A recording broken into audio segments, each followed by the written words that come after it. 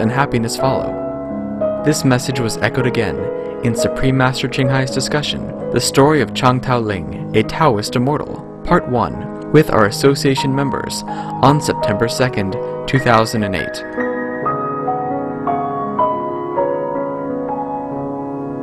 Supreme Master Chinghai's lectures are not a complete meditation instruction. Please do not try alone. For free of charge guidance, please visit www.godsdirectcontact.org or contact any of our centers near you. This is English though, yeah, but it's a Chinese story. 本来是中文嘛，翻译变成英文。OK， 强道林，这个是故事，有关强道林。强道林啊。Is a very, very tall, and very vigorous guy. Yeah, his eyebrow is very, very bushy. Yeah, he's about 7 feet tall over. Ooh. And he has a very large and round forehead. Yeah, Chang Taoling is one of the teacher of the China a long time ago. Yeah, in Taoism. Now, on the right foot, he has 7 black dots that are connected together. It looks like the Big Dipper, you know, 7 stars in the sky. Yeah. He has a very powerful and long arms that go all the way over his knees. And his knees is, all down there, yeah? And his arms, they go all over down there, over the knees. Wow. And he walk with tiger-like powers, yeah? Very strong and very fast, like a flying dragon, right? Before he was conceived, the mother of Chan Taoling's dream that she saw a giant descending from the North Star. So the Lord of the North Star came to her and gave her a flower.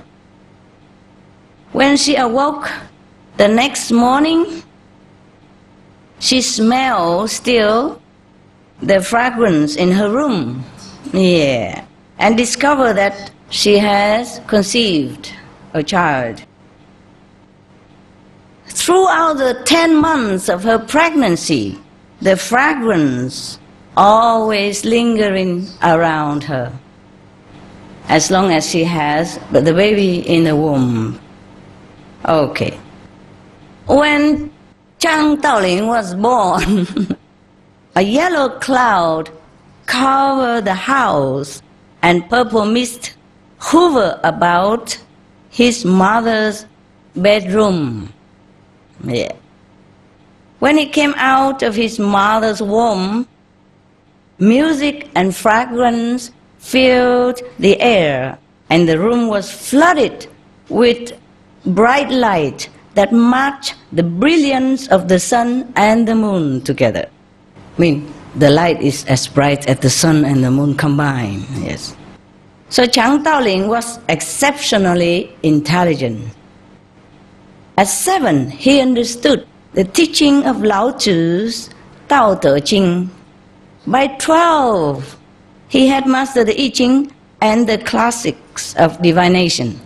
As a young man, Taoling served his community as a provincial administrator, but he continued to study the art of the Tao. I don't think it's the art, it's the teaching, no. He continued to study Taoism. Study, in this sense, doesn't mean that he read books, huh? Study means practice in this sense. He must have like a teacher, enlightened teacher in the Tao path who taught him the method of enlightenment. So, this is mostly when an enlightened master was born in the world. It's similar like that, huh? There are some signs, you know, the light all over the house, or maybe the 7 lotus, blooming, something like that, yes. Or maybe the 7 lotus wasn't manifesting on the earth for the Buddha to walk on, but it could have been in the vision, in his mother's vision, or someone who is in attendance of his mother's Labor Day. Understand, the day that she gave birth to Sakyamuni Buddha. Similar, when Jesus was born, there were the big star, that guiding the 3 saints came to visit Jesus. Remember? Yeah. So, mostly there are signs. Yeah, when a great enlightened master came to earth, there are signs like that. Yeah? Okay. But different signs, it's not necessary the same signs all the time. But there's something special, yes, something very elevating, not just for show, something that makes people feel happy, feel elated and enlightened. It's not because it's a sign of heaven, or not because the master so show off. It's just a natural thing. When a light being came into the world, they are accompanied by lights, by flower, by a special fragrance or music. Yes, it's not necessarily obvious to everybody who are in the house at that time, but maybe just obvious to some. Yeah, okay. The people who are endowed with spiritual faculty, or who are probably practicing and who are already enlightened somehow, maybe. Well, not necessary. Sometimes not. Like in your case, sometimes you practice a lot, you meditate a lot, and you're waiting for a master to come, and she don't come. And she come to your neighbor and tell your neighbor, well, it's so difficult to get through my disciples' minds. Oh, please come and tell her a message, yes? Or maybe your little kid, it's only half initiated, but saw master every day, come play with her, tell her things, and you sitting there next to her drooling and waiting and don't see nothing. Because your mind is so full of unnecessary stuff that master had no room to walk in to tell you things. Yeah, it happened all the time, right? Yeah, you know that already, yes. I only ask you so that, you have to confirm with me, otherwise you think I'm telling the story, or some people who don't have this experience think that I'm making it up. Did I make it up? No. Yeah, good. It's true like that, huh? And sometimes the master come to the grocery store owner because you go there shopping every day. And you go home and you don't see nothing. You don't hear master talk. So I had to go and talk to the shop owner who didn't expect anything. And then who got it and then tell you, huh? And then you believe more. Yeah. Sometimes you see the master and you think you imagine. Yeah? Is it true or not? But the grocery store who has never met master before, who could not imagine anything, and he has nothing to gain from me, when he tells you, then you know, oh, that's correct. Something like that. Or tell your family member, then they believe even more. Yeah? If you tell your family member, sometimes your family member do not believe if they don't practice the Kuan method. So sometimes it takes stranger to tell people about the message. Yeah? Okay? Right. How? OK， 现在再回来我们这个强盗令那个强盗令故事OK， 强盗令 was very exceptional, intelligent, good manner, and understood everything at the young age already. So now one day, while he was meditating, in his retreat, I told you before. I did not read this part yet. You see, I told you he continued to study Taoism. Doesn't mean he read books from Taoism, but he truly studied with a master and practiced meditation to realize the Tao, not to recite the description of the Tao, but to realize, to be enlightened in the Tao power. Okay, now, so one day, you see, naturally now, look at this. One day while he was meditating in his retreat, I did not read the whole story. Today I didn't have time. I read just a little bit in the front, and then I thought it's okay. Yeah. So now I'm surprised that they even mentioned what I just told you in the front. While he was meditating in his retreat, a white tiger came to his side. In its mouth was a scroll of sacred scripture. Chang Taoling knew that it was time for him to leave the world of politics to pursue the Tao. So he resigned his position as a government administrator, and he became a hermit in the mountains. When the emperor heard about Chang Taoling's retirement, he offered him the title of imperial teacher and begged him to return to the government service. Wow, imperial teacher, the teacher of the king, the teacher of the royal household. Wow. When he forsake everything, he got even a better position. Don't try, huh? Don't try just for that, huh? Don't try to give up your secretary post in the village chief office and then hoping for become prime minister or something, huh? I say, Master, read the story. It inspired me. But the emperor, the king, offered him 3 times. 3 times Chang Taoling refused. Now, because everybody already know at that time where he meditate on retreat, so he knew that he's not going to have peace staying in that area. So he left and moved to a very, very remote mountainous region of Sichuan. Okay. Over there, the scenery is very, very beautiful and celestial-like. There was a stream that run very deep and crystal water, and the waterfalls cascaded down beautiful precipitous cliffs. Wow, I wouldn't mind going there. He selected a cave where he could meditate well, learn the art of immortality, and attain the Tao.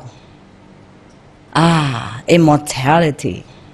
So if we go back there, maybe we still can find him. Maybe he's still there, who knows? Okay, let's go and find him, eh? Okay, here, what does it mean, immortality? Anybody knows?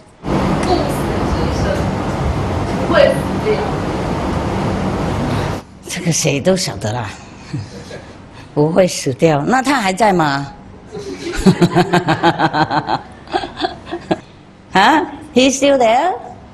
Because he learned the art of immortality. Is he still there in that cave? Or somewhere in China? Perhaps? Or maybe he immigrated to the United States? Who knows? But is he still in the world? All right. So, what is the art of immortality? Yeah? It's the art of learning to know that we are never born and we will be never dead. Yeah?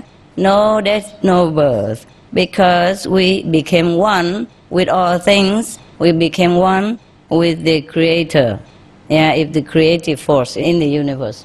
Okay, now,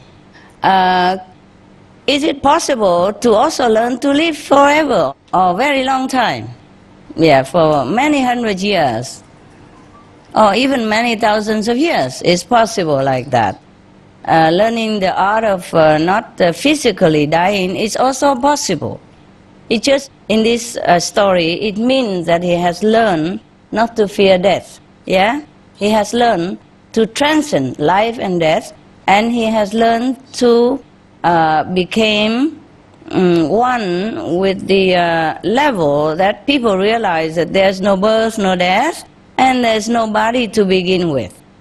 That is the art of immortality. It's not meaning only that maybe he lives forever. It's not necessary even to live forever in the physical world, because we live forever anyway. The physical body is there just for some purposes, and it's an illusion.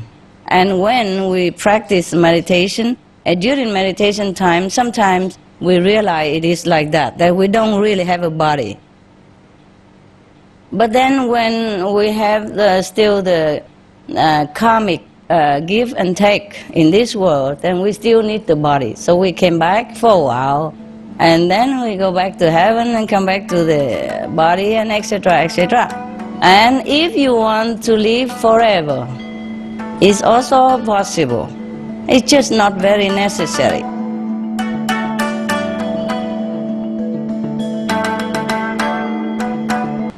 If we want to live long or live forever, we could stay between the border of astral level and physical level. I mean, back and forth, we jump like a border, you know? Okay. I don't know how to explain this. There is a threshold between the astral level, which is invisible body. Yeah, after you so-called die, your physical body disintegrate, but you have another body. It looks exactly like your body right now. It's just more beautiful, yeah, more useful, and doesn't go old, yes, and perfect condition. For example, you lost your arm, one arm here, yeah, or your nose is switched on one side like this, huh? But after you leave this physical body, you have the same arm like before. Your nose is straight in the middle here, yeah, and your whole body is perfect, just like the day you were born. Yes. Well, some people are born with defects, but what I mean is, when you were born perfect, then when you leave the physical body and enter the astral body, your body is perfect. And you will not feel immediately the difference between your astral body and the physical body that you have left behind, except that you saw that, hey, how come it looked like me laying in there, and who are me here?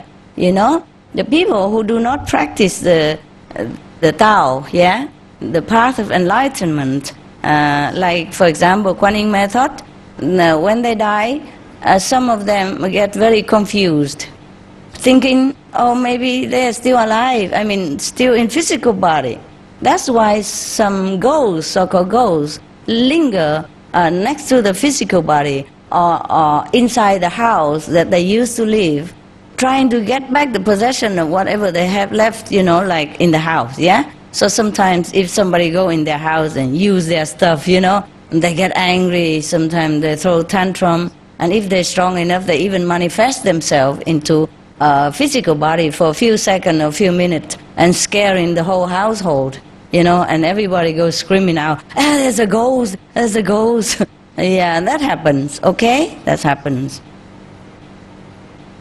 Or they came back and, you know, even though they cannot manifest into a visible body, they would make trouble, you know. They try to throw out things in the house or rattle the doors or moving the chairs and breaking the furniture and the bowl and the plates and all that, or rattling the cooking pot and all that, make a lot of noise and scare people, yes. Because they are still very confused. How come nobody hear them? How come nobody talk to them? No, how come his wife is already kissing somebody else? Yeah, this is terrible for him, yeah? Okay. And because they don't have the physical body anymore, they are very sensitive to all the feelings of the people around them. They can travel fast from one city to the next, you know, in a few seconds, or in no time at all. And for them, space and time means nothing much. So they can appear anywhere very quickly. And also, they can see everything. You see? They can feel everything. Like if you're crying for them, they feel very sorrowful. Yeah? For example, if the husband just died, and the whole house is still crying for him, yeah? The wife or the children and all that, they're crying or even not crying. Their heart feel broken because husband just died, father just died. And this non-practitioner's soul will hang around them and trying to hug them, comfort them, and talk to them, saying, I'm still here, I'm still here. But the family member cannot hear them. Well, some people hear. Yes, some family member can see them. I mean, this is rare. Yeah, it's rare. But it happened. So they were very, very frustrated and confused. So they just feel very, very sad and suffering. And they don't understand what's going on. Because they still feel like when they were still in the physical body. And they don't understand why everything is so changed. And nobody would talk to them. And nobody would even recognize they're standing nearby or hugging them. Just ignore them completely like that. For them, it is very confusing and frustrating. So most people, when they talk about immortality, they think in that way. They think, okay, I live forever in this physical body. But it's not always the case, yes?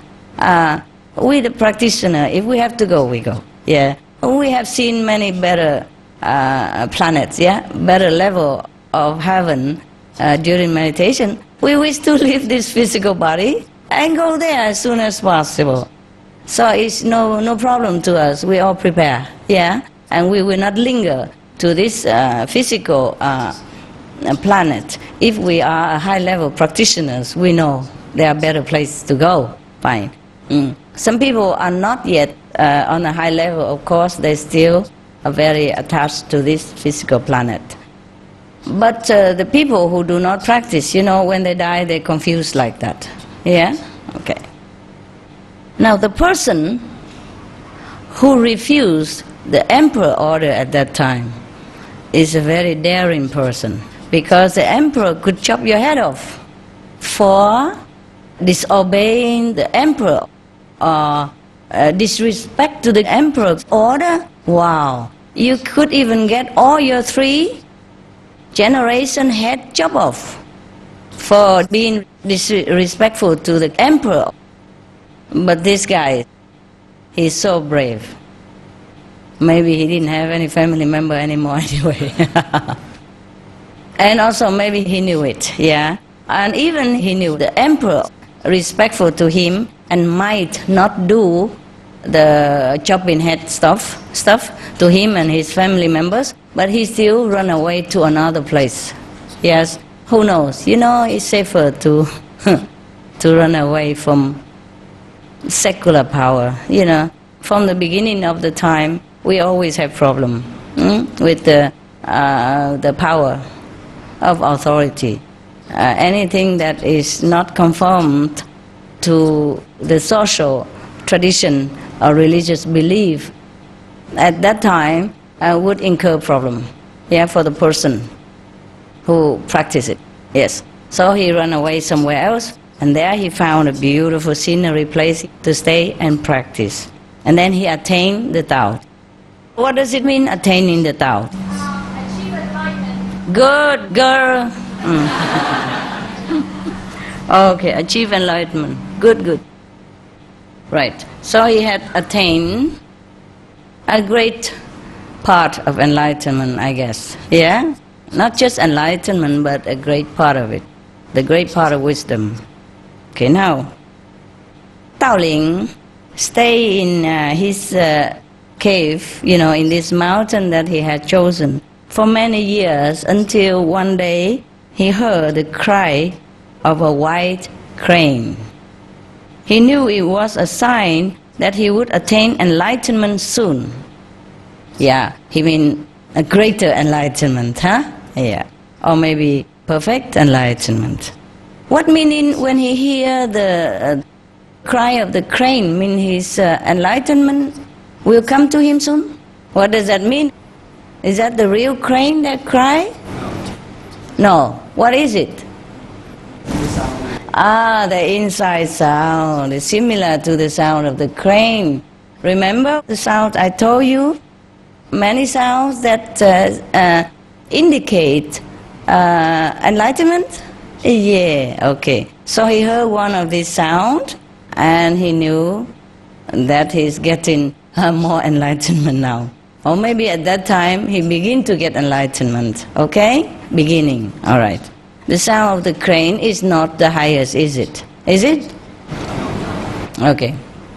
So now a year later, when he was stoking the fires of his furnace to incubate the dragon tire elixir, the red shaft of light appeared and illuminated his cave.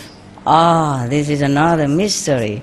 How can you keep stoking the fire and then the shaft of light would appear, just a small red shaft of light would illuminate your cave? What does that mean again? Inside light. The inside light, yes. In the old time, people say something like that. Like in India, the master likened the elixir of enlightenment to a cup filled with intoxicant wine from the divine. Yeah, okay, fill my cup with intoxicated elixir. It doesn't mean the real cup, yeah? And it doesn't mean a physical elixir. It means the inner realization of blissfulness. Okay, good. Right. Now, they are talking in mystery here, but we understand, right? Because we practice the same method. Or else nobody would understand this. They would think it's a physical fire that he was playing with. Yes. And they would think that the red shaft of light, just a small red shaft of light, would illuminate the whole cave. This is nonsensical, physically speaking. All right. So another year went by, and a white tiger and a green dragon came into the cave and sat by the side of the cauldron to protect the elixir. So people would think he has a pot where he was cooking the elixir for all these years. And the white tiger and the green dragon did really come, sit next to the pot of elixir, the potion pot, and guard it. So up to present times, even when I was younger, I always heard something like, okay, the Taoist people, they cook the elixir potion in a pot and then they can attain immortality. It's always like that. How about you? Did you hear the same stuff? Yeah. Yeah, that's it. Yeah, this is a great misunderstanding. They're talking in a parable, and only they themselves understand it. Because in the old time, if you ever leak out that you are a Taoist practitioner and you are enlightened and this and that, then maybe you get your head chopped off. Or you get, harmed in some way. Many masters have died, tragically, yeah? Because they dare to say that they know the Tao, that they see the Tao, or they see God, or they see the inner realms of heaven. Even if they tell the truth, the society, most of whom do not understand what they're talking about, and most of whom cling to the established order of religion, would never believe it, yeah? So they accuse them of witchcraft, of black magic practitioner, of harmful devil worshipper, whatever, because they cannot believe such thing can happen, They would believe that these kind of people, they are just cheating, or they try to get money by boasting that they are enlightened, something like that, and they are harmful to the innocent and light-hearted believer, and so on and so on and so forth. And also the established order of religion are also fearful that all their followers will come and follow this enlightened person, which is already happened at that time, or whoever. The master at that time would attract the great crowd of all different faiths and different religious order, come to their side and practice the true religious enlightenment, yeah? The knowing from within, the kingdom of God inside, the Buddha nature in you. So anyway, so they have to say that, okay, I'm still cooking, I am still brewing my pot of elixir. And now the tiger and dragon came and protect my cauldron of elixir. Then people understand that, okay, they are stabilized now in their practice, and they did not lose their level. Because sometimes you could like have a glimpse of a higher level, but you lost it next day, and you come up and you lost it. And one day when you stabilize yourself in one level, no matter what level that is, that I have told you at the time of initiation, when you are stabilized in that level, and then you can move to the next soon. You see what I mean? So the dragon on one side and the tiger on the other side, that means, okay, I'm stabilized, yeah, I'm cool now, yeah, and I will continue further. Or maybe he meant that this person is already completely enlightened, attained the 5th level already, and he knew it already. But he only can tell it to his master, yeah? Or maybe in a gathering of close disciples, he tell his master, then everybody knows that he attained the Tao. He attained the 5th level, the highest level that the human being can attain. So now, finally, another 3 years passed, and since he heard the voice of the white crane, the elixir was completed, and he became an immortal. Ah, yeah, this is what it is, of course, yeah? He became completely enlightened, right? Right now, completely enlightened. So that's what it means.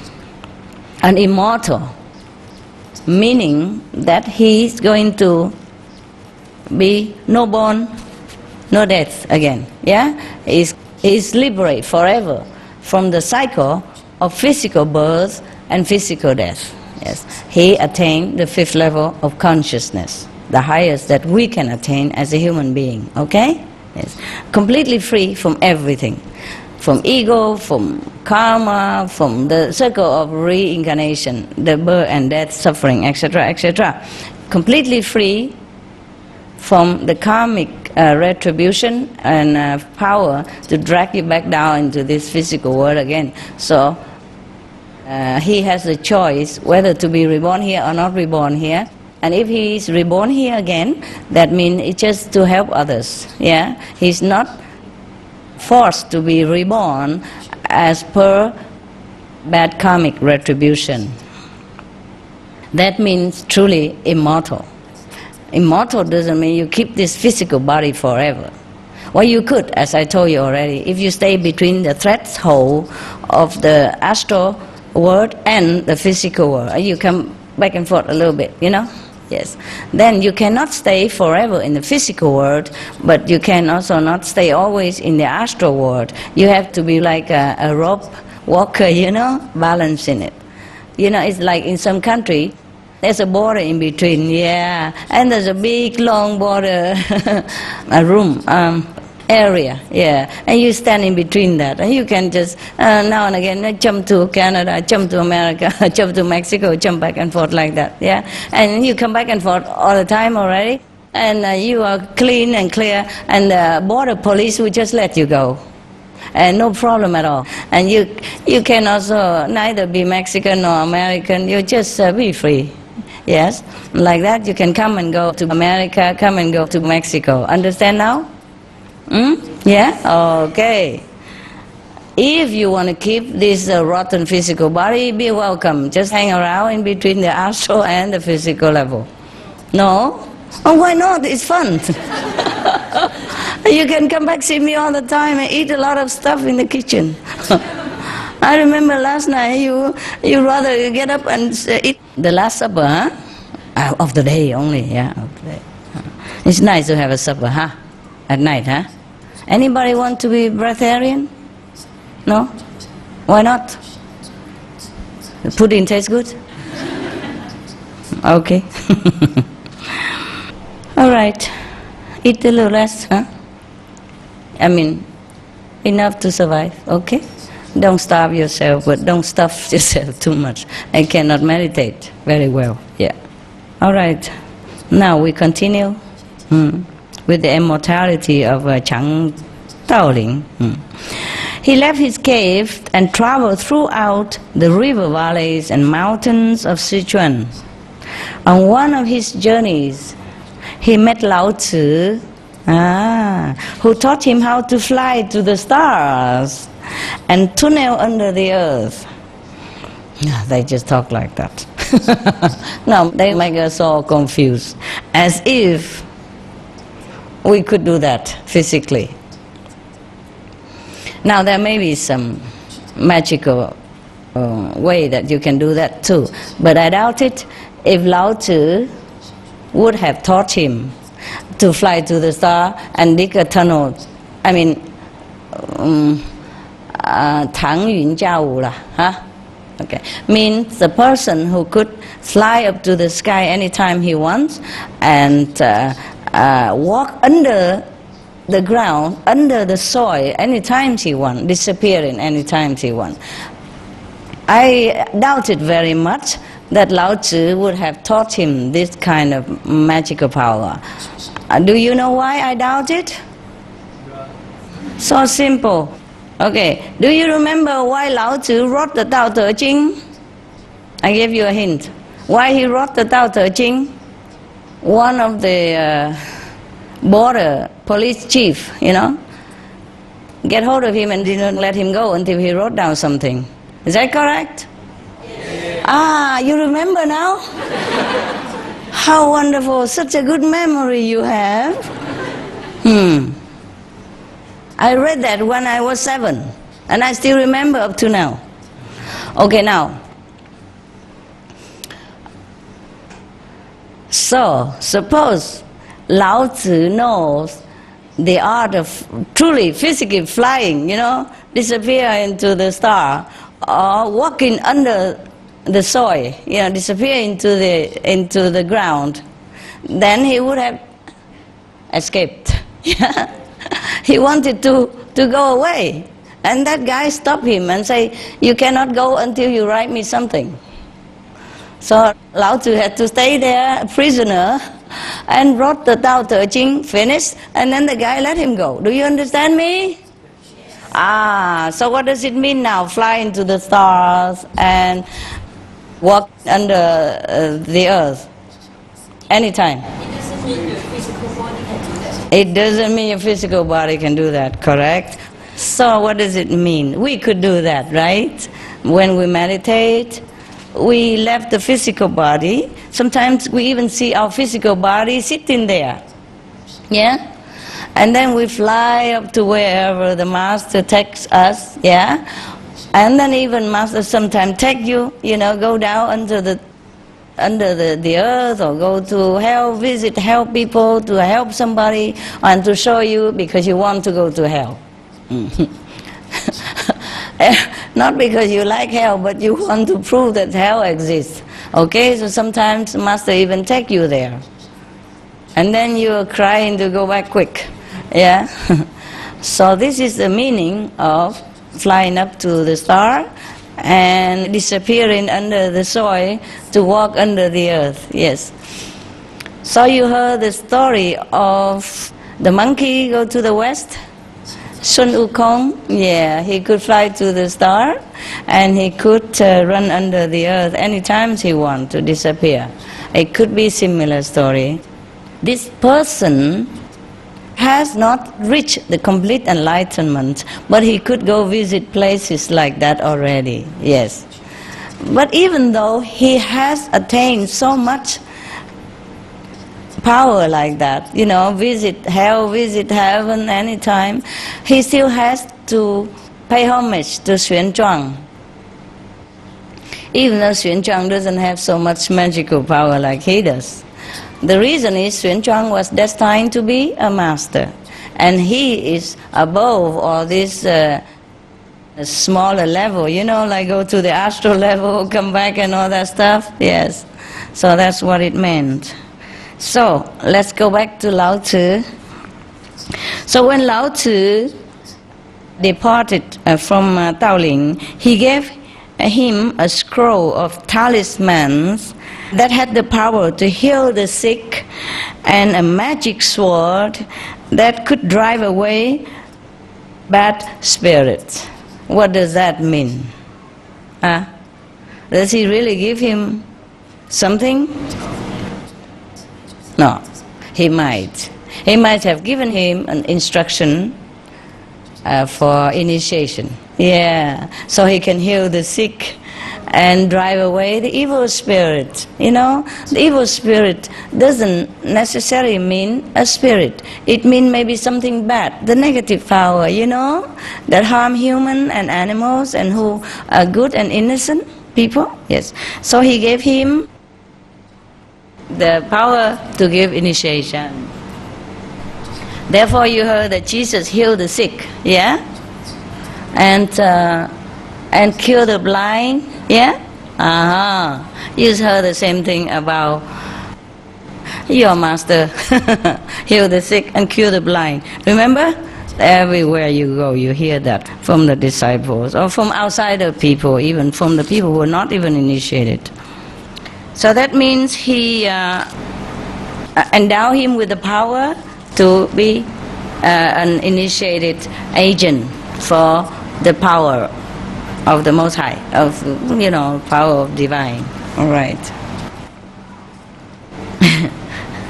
The sword that could drive away malevolent spirit. That means the wisdom. Yeah, the time of initiation when you are imparted with this power. Yes, is similar to the sword that cut asunder all the things that has been ailing you, that has been troubling you, that has been attached to you and giving you trouble and obstructions in your life, and make you separated from the Tao. Yeah? Okay, that is the sword.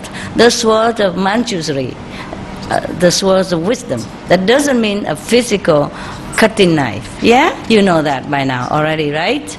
Yeah, you're so smart. I'm proud of you. But of course, when people heard like that, they would imagine, oh, okay, Chang Taoling now have a sword, yeah, and cut the bad spirit, you know, the ghost and all that. How can you cut the ghost with the sword? He doesn't have a body. You understand me? The spirits don't have the body. Huh? Yes. Okay, the power to heal the sick, it's the power like Jesus has. Yes. But he always credited to his Father and say, you have faith in the Father and you are healed. Your faith has healed you. Yeah, he heals so many sick people. There's nothing new to us. Yeah, you are initiated, and many of your sickness are healed also. But don't come for that. I told you many times. This is just by the way. I'm telling you because you know that, right? Good. Okay. Very good. So now, as time went on, Taoling's skill in the art of magic matured. It's not magic. It's not the magical power that he is mature in. You understand me? This is a power of the divine. But people don't understand it. Of course, when people come to him and the sick get healed, the blind can see in a vision, yeah? Sometimes even physical blindness can be cured also, remember? Some of us, yeah? Some of you, yeah? Remember? Yes. Okay, good. So now, because of that, you know, people think, oh, this guy, he's a magician, he can heal the sick and cure the blind. But this is just not what he intended to do. He intended to impart to the people the knowledge of the Tao. So now, Lao Tzu probably has given him the instruction, the authorization to initiate people. So now, before he met Lao Tzu, he was meditating and hearing the sound and seeing the light already. That meant he has been studying with someone who was a disciple of Lao Tzu. And then one day he has a chance to come and see the master. Yeah? Many of you are initiated and then come see master later, remember? Same, right? Yes. Good, good. So now, you understood everything, right? It's so easy, huh? No? It's just like us, so it's so easy to understand. Okay. Now, he has been mature in the magical power, the so-called magical power. Because to the ordinary people who are not initiated by him, they would never understand anything else like inner vision or heavenly abode or anything like that. They would only see that, okay, the people who are initiated by him suddenly became different, more beautiful or healed, can see and explaining that I see the vision inside and I see God, I see all that. And people would just think that's all he has, heal the sick and cure the blind. Because he also don't dare, in any case, to say anything more to the outsider people, except the trusted one, the one who come to him for learning the divine power, the power of yourself, the kingdom of God, the power of the Tao. So people can only see the outside, the outward manifestation of the Tao, which is not even a fraction of whatever you can have, or whatever you can know if you are initiated by him. Okay, so anyway, you understood. Soon he could make himself invisible or change himself into any shape he wished. He could hear and see over great distances and could call down rain and snow. He could heal the sick and drive away evil spirits. You see, his fame spread far and wide, and people called him the celestial teacher, for they believed that he was an immortal from the celestial realm. Okay, now, doesn't this sound familiar to you? Yes. Why? 为什么讲他可以那个到处都有那个无所不在那个 Anybody who can explain this to me? Think about it, answer me later, okay? I'll see you later. Repeating my words is good, but realizing my words is better, okay? Capito? Yes. Are you happy? Yes. Did you eat good? Yes. You like it here? Yes. You love your neighbor? Yes. Good. Who's your neighbor? Okay, I know. Good. Oh, okay, we continue with this story, hey? Yeah. Okay, remember, he could heal the sick and drive away any evil spirits. His fame spread far and wide, and people called him the celestial teacher, for they believed that he was an immortal from the celestial realm. Region, huh? Okay, fine. Now, let's see what else is here. When the 6 evil spirits were wreaking havoc in Sichuan, Lao Tzu appeared to Chang Taoling and told him to return there to capture the spirits and bring them to judgment. Taoling secluded himself for 1,000 days to prepare for this encounter. Now, secluding himself, what does he do, secluding himself? Meditate in solitude. Meditate alone, or meditate maybe with a companion too, but purely for reinforcing more of his powers. Since he has been walking around and appearing everywhere for initiation, maybe he has worn out, some of his power. So this is a great job that he has to do. You see, the 6 evil spirits conspired together to make trouble for the people in Sichuan, where he was meditating before, remember? Yeah, so Lao Tzu told him to go back there and take care of the people. He prepared himself 1,000 days before he go out and encounter the evil spirit. When the 6 lords of evil heard that Chang Taoling was preparing to fight them, they gathered a large army of ghosts, zombies, and other evil creatures. Meanwhile, the immortal also made preparation. He selected a green mound outside the city of Chengdu and built a tower with an altar in the middle.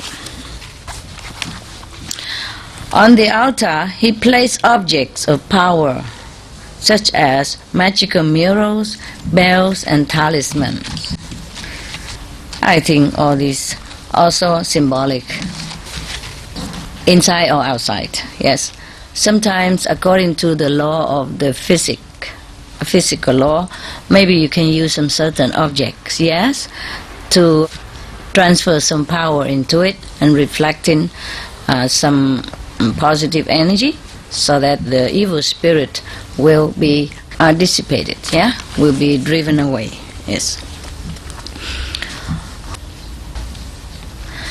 So now, it's just like sometimes for dealing with certain negative power, yes, the master will also learn some kind of like astral law, yeah, because these evil spirits mostly came from astral levels, yeah, and so in order to deal with them, sometimes even the enlightened master, he has to use something which according to the astral magical law will work.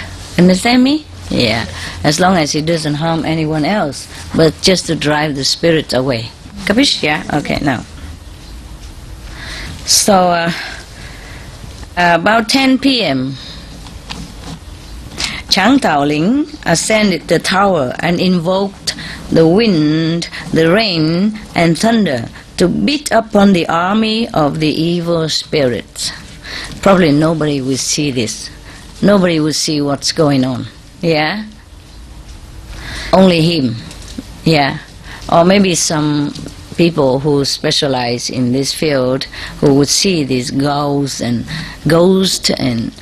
zombie stuff. Ordinary people will not be able to see what kind of battle is going on between the good and the evils, between the positive and the negative. Yeah? Okay? Probably somebody have seen this. That's why they have written the story. Yeah? Okay. Yeah. But when we read it, when the outsider who read it, who don't practice spiritual or don't have the wisdom eye open, or at least the astral knowledge open, then they won't understand. They think it's just a children's story, okay? It won't happen, nothing like that would ever happen, because they have never seen such thing like that. But I tell you, these things do happen. Nah?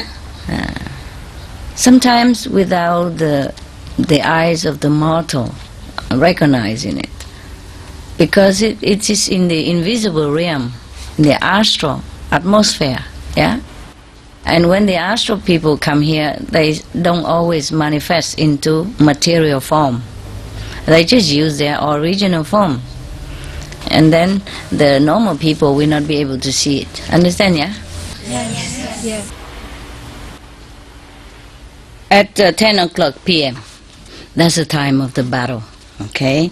Chang Taoling ascended the tower and invoked the wind, the rain, the thunder, to beat upon the army of the evil spirit. My God, what an evil spirit. He also drew talismans of power. You see, talismans of power, though maybe invisible, yeah? It's the way of speaking. Maybe he has a talisman, but invisible to the other people's eyes. Maybe he also has some symbolic things in his hands, yeah? Okay. And called on the celestial deities to fight the evil forces. Yes, the lords of evil sent flaming spears and arrows to hit Chang Taoling, but none of them could harm him. Phew, scary, huh? As the deadly missiles flew toward him, he waved his swords of power, and they were transformed into lotus flower. Have you seen anything like that somewhere? No? Well, some Chinese people saw it. These things are abstract, but they do happen. And these are invisible things, yeah? If you listen to some of the CD or DVD of old time when I was in Taiwan, yeah, some Chinese recount some of that. Yes. Some people might have seen it, but not all, yes? And sometimes when you see like a big typhoon and all that stuff, it's not necessarily a natural phenomena. You understand me? Yes. When it's too devastating, these are the working of the negative powers. But the thing is, sometimes the negative powers also succeed in destroying some things. Because of people bad karma. And sometimes the positive power has to also give in as a fair play. You understand me? They cannot exceed more than what they should do. Yeah? Or sometimes they do, but then the people, bad karma is still such a force. So that force is even helping the negative power. You know what I mean? Without people knowing it. It's like putting petrol into fire.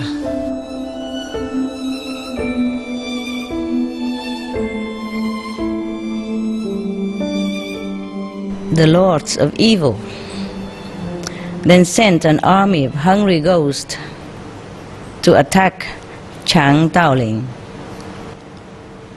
But when they reached the altar, you know, when the hungry ghost reached the altar, want to attack Chang Daoling, the immortal drew a talisman, and all the ghosts fell on their knees and begged for compassion. Next, the 6 evil lords sent an army of ghosts, vampires, oh my God, and zombies to attack Chang Daoling. When these creatures came near the altar, he rang his magical bells, and the undead clutched their ears and fell to the ground, never to rise again. It's too loud for them. They cannot bear. It's just the bells, you know, the inside bells. Such a strong power that the ghosts cannot bear. Yeah. Seeing their mission had failed, the Lord of Evil came forward themselves to attack Chang Daoling, who grasped his sword and drew the great seal of power. The sword emitted a stream of bright light. Told you, that was transformed into a net. The net descended over the 6 evil spirits and formed a cage around them. Then the evil ones saw their captor striding toward them with his sword of power. They beg at this time. They beg for mercy and forgiveness. Daoling said to them, "You have brought illness and suffering to countless of people, and for these evil deeds you must be punished. But as the celestial way is compassionate, I will not kill you. However, I will punish you by keeping you locked inside the depths of a mountain. In this way you will not harm people again." You see that? Even forgiveness has some limit. Forgiving is fine, But this kind of evil force cannot always let them run around making trouble for people for no reason, huh? So when the people saw that the 6 lords of evil had been captured, they went to thank Chang Taoling and asked him to teach them his magic. He did not want to turn them away, so he told them to organize themselves into groups to help people who were in need. He also told them that the most effective way to fight evil was to do good deeds. If everyone did only what is good, then evil could not take hold. To his close followers, Chang Taoling taught the magic of talisman. Talisman is protection, yeah? Some protective measurement. It's not necessarily an object or something, or like something to wear, not necessarily like that. So he teach them the magic of talismans and told them to always use them and use the power of this magic for good, never for evil. On the day he ascended to the celestial realm, he left the sword of power and the great seal to his son and entrusted him to teach and lead the followers of the celestial teacher's way. I just give him the mantle of successor so that he can continue his way. That's what it is. You remember, huh? You have to keep the 5 precepts, even though you have great power. You've been initiated and you know that many things happen according to what you wish even. But still, we have to keep it within the limit of moral standard and virtues. We cannot use this power to do anything that is no good. Yeah? Even if you do that, you will be punished manifolds by the Lord of Karma. It's similar to us, eh? Yeah, similar, that we have to fight evil with good deeds. Yes. All right, the story finished, and thank you.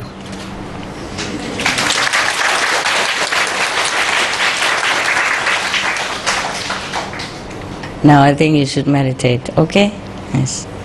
And if you have to go home, go in peace, okay? And go with God's love. Continue whatever good deeds you're doing and will be doing, and more all the time, yeah? Lean on virtue. Use virtue as your pillow. Use God power as your protection. Yes. Light and sound as the nourishment for your soul. That's it, okay? Yeah. I love you. Okay, we meditate now.